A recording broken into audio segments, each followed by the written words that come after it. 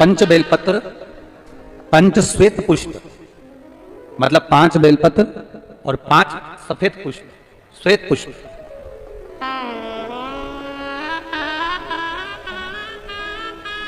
पंच हराद्री अक्षत, मतलब 5 चावल के दाने हल्दी में भींगे हुए। पंच बेलपत्र, पंच पुष्प और 5 हल्दी में भींगे हुए अक्षत के दाने। महाराज एकांतेश्वर महादेव, एकांत में कोई शिवलिंग हो तो, और अगर एकांत में शिवलिंग ना मिले और कोई शिवरात्रि आपके मध्य में आ रही हो, महाराज हर महीने शिवरात्रि आती है और महीने की शिवरात्रि पड़ रही हो और आपको एकांतेश्वर शिवलिंग भी नहीं मिल रहा, एकांत का कोई शिवलिंग नहीं मिल रहा, तो एकांत में कहीं जाकर एकांत के अंदर किसी मिट्टी का ही शिवलिंग का निर्माण कर कर ये 5 बेलपत्र, 5 श्वेत पुष्प, 5 हल्दी के चावल बाबा को अभिषेक पूजन करने के बाद धीरे धीरे समर्पित करें। क्रम क्या है? पहले हल्दी का चावल चढ़ेगा, फिर श्वेत पुष्प चढ़ेगा, उसके बाद में बेलपत्र चढ़ेगा। 5 एक साथ नहीं चढ़ेगा, हल्दी का चावल भी चढ़ेगा तो एक एक कर चढ़ेगा, और श्वेत पुष्प भी चढ़ेगा तो एक एक कर चढ़ेगा, और बेलपत्र भी चढ़ेगी तो एक एक कर चढ़ेगा। और जिससे हमें धन लेना है, जो लेकर चला गया नहीं ला कर दे रहा, जो नहीं ला कर दे रहा, जिससे हमें धन लेना है, पैसा लेना है, वो नहीं दे रहा, उसका स्मरण कर कर कितना है क्या है वो आप बाबा से प्रार्थना कर दो। जब हल्दी का चावल चढ़ाएं तब आप श्वेत पुष्प समर्पित करें तब, और बेलपत्र समर्पित करें तब। या हमारे माथे पर कर्जा है वो चूके, उसके लिए भी आप बाबा से प्रार्थना करें। एक अक्षत, एक पुष्प, एक बेलपत्र आपने झोली में बांध कर लाएं। बाकी का अगर आप एकांतेश्वर महादेव पर कर रहे हैं तो वैसा की वैसी रहने दें, और अगर शिवलिंग बनाकर पूजन कर रहे हैं पार्थिव, तो उस शिवलिंग का थोड़ी देर बाद विसर्जन भी करें। अगर पार्थिव शिवलिंग बनाकर कर रहे हैं एकांत में, एकांतेश्वर महादेव का शिवलिंग का निर्माण कर रहे हैं, तो फिर उसका विसर्जन करें। और अगर कहीं एकांत में शिवलिंग पहले से है तो आपको विसर्जन करने की जरूरत नहीं, आप चढ़ाकर बड़े प्रेम से प्रार्थना कर वापस। एकांतेश्वर शिवलिंग एक ऐसा होता है जो हमको बहुत सुख का अनुभव कराता है, बहुत सुख। हम तो यहां तक कहेंगे जिसकी रीढ़ की हड्डी में गेप आ जाए, घुटने में गेप आ जाए, डॉक्टर ऑपरेशन का बोले उससे पहले भी एकांतेश्वर का पूजन जरूर, उसका फल मिलेगा।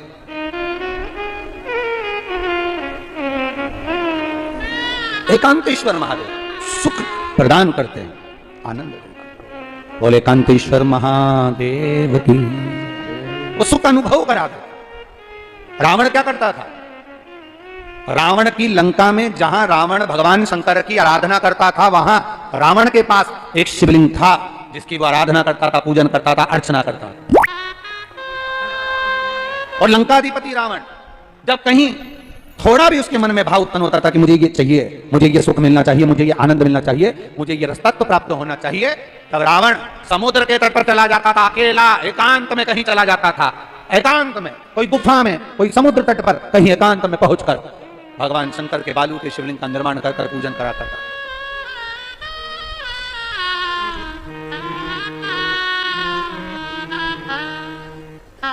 कोई कहता है गुरुजी भगवान राम जी ने रामेश्वर धाम की स्थापना करी, क्या राम जी ने और भी शिवलिंग की स्थापना करी? हम कहते हैं एक बार प्रयास करना। राम पथगमन भारत की सरकार द्वारा बनाया गया है।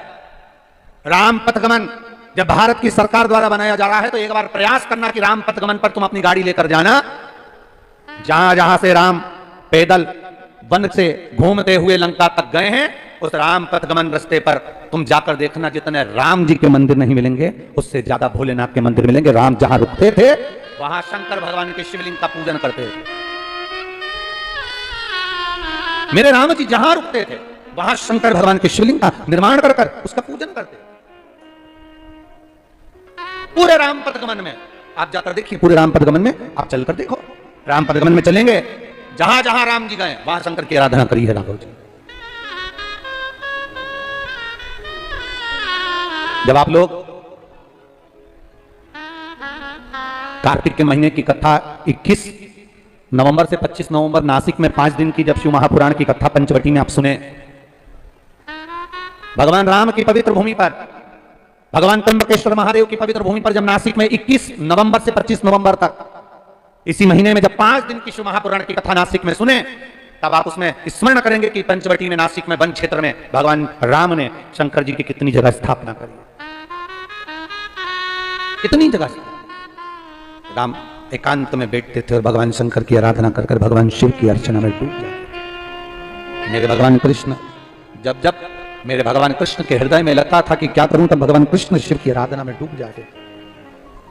शिव एकांत में बैठ गए, देवता सब आए, प्रार्थना करी, बाबा कुछ करिए। भगवान कहते हैं क्या चाहते हो? बस इस कंस का वध होना चाहिए। भगवान ने कहा चिंता न करिए, एक बार मैं कृष्ण का और कृष्ण मेरे हो जाएं। स्वयं भगवान कृष्ण के पास में बल तो बहुत है, पर छल बल दोनों ही प्रदान करना है। मैं स्वयं रास मंडली में जाऊंगा। सुंदर भाव से भगवान शंकर कैलाश में चले गए, पार्वती जी से विनय करी, निवेदन कर, पार्वती से आज भोलेनाथ कहो। शिव महापुराण की कथा कहती है आधा अधूरा सुनना अपने को अच्छा नहीं लगता, उसी तरह शिव महापुराण की कथा कहती है कि जब भी भोलेनाथ के पास में जाना, शिव महापुराण की कथा में जाना, या शंकर जी के शिवालय में, देवालय में एक लोटा जल समर्पित करने के लिए जाना, शिव महापुराण की कथा कहती है कभी अधूरे मत जाना। जैसे राम मंदिर में नारियल को फोड़ा जाता है, भगवान कृष्ण के यहाँ नारियल को फोड़ा जाता है, जैसे गणेश जी के मंदिर में नारियल को फोड़ा जाता है, जैसे हनुमान जी के मंदिर में नारियल को फोड़ा जाता है, सारे देवताओं के मंदिर में नारियल को फोड़ा जाता है, चढ़ाया जाता है, तोड़ा जाता है। केवल एक शंकर जी का मंदिर ऐसा होता है जहां नारियल को फोड़ा नहीं जाता, पूरा की पूरा देवाधिदेव महादेव को दिया जाता है। सारे देवताओं को अगर चावल का दाना टूटा भी चढ़ गया तो स्वीकार होता है, पर महादेव की कथा कहती है कि मुझे 1 किलो, 2 किलो, 5 किलो या 1 मुट्ठी चावल चढ़ाने की जरूरत नहीं है। शिव की कथा कहती है एक दाना चढ़ाना, पर वो दाना खंडित ना हो, वो पूर्ण हो, पूर्ण, आधा नहीं चाहिए, टूटा हुआ नारियल नहीं चाहिए। बाबा की कथा कहती है कि मुझे जो देना वो पूर्ण समर्पित होकर देना, मुझे जो देना वो पूरा की पूरा आखा की आखा देना। आखा की आखा दीजिए, पूर्ण दीजिए, उसको तोड़ा ना जाए। शिव महापुराण की कथा कहती है, भगवान शंकर का संवाद कहता है, शिव महापुराण की कथा कहती है कि भगवान के मंदिर में जाना या शिव महापुराण में जाना, आधे मत जाना। बैठे यहां पर हो, मन घर पर लगा हुआ, बैठे यहां पर हो, ध्यान चप्पल में लगा हुआ, बैठे यहां पर हो, मन कहीं और लगा हुआ। ऐसी कथा में जाने से कोई लाभ नहीं। आज आप कथा के विराम दिवस पर आए हो,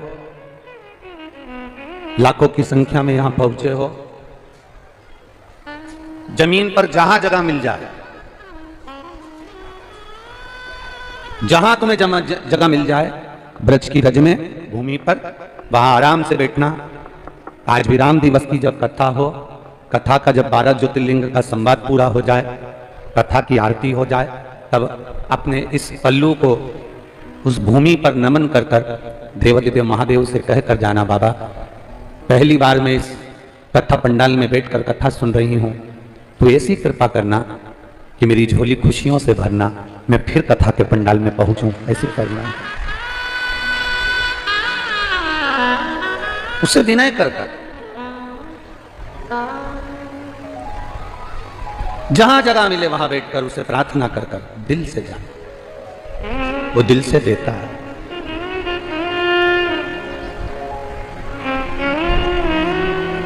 वो देने में कमी नहीं रखता महाराज, उसको पूर्ण समर्पण चाहिए, अधूरा समर्पण मेरे बाबा को नहीं चाहिए। आका आधा मन यहां लगा, आधा मन कहीं लगा, तो वो बाबा को स्वीकार नहीं। तेरी कृपा बिना न हिले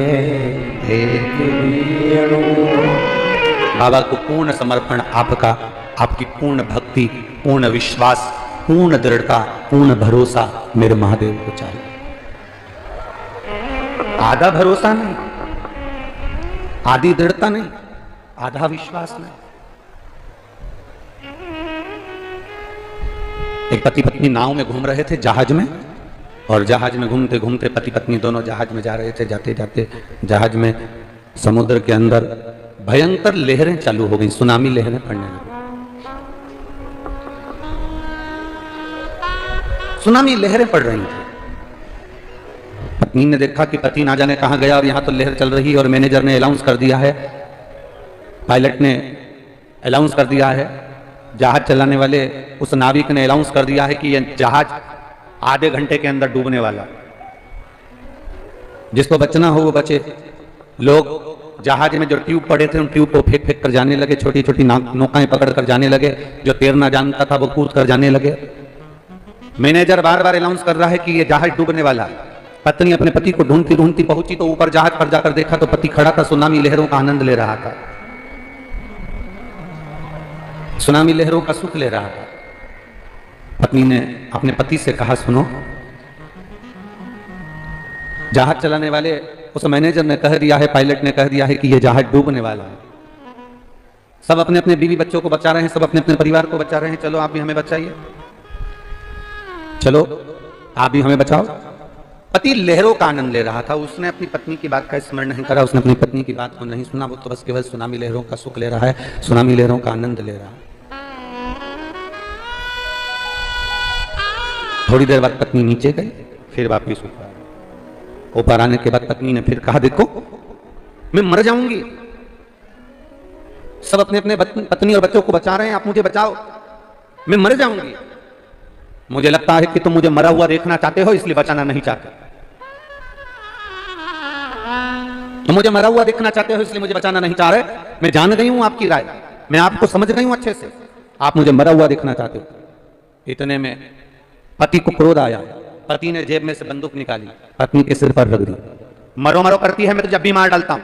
बंदूक निकालकर पति ने अपनी पत्नी के सिर पर रखा और कहता, अभी तुझे मार डालता हूं। पत्नी हंसने लगी, पत्नी मुस्कुराने लगी। पति हंसी ठाका लगाकर, पति ने पूछा, क्या हुआ? पत्नी कहती है, मैं जानती हूं कि तुम मेरे पति हो, तुम मुझे मार नहीं सकते, ये मैं अच्छे से जानती हूं। पति ने कहा, तेरे सिर पर बंदूक रखी है, खटका दबने वाला है, और तू कह रही है कि मैं तेरा पति हूं, तुझे मार नहीं सकता। उसी तरह जैसा तेरा मुझ पर भरोसा है, पति कहता है, मुझे मेरे भोलेनाथ पर भरोसा है, वो मुझे डूबने नहीं दे सकता। मुझे मेरे भोलेनाथ पर भरोसा है, वो मुझे डूबने नहीं देगा, वो डूबने नहीं दे सकता।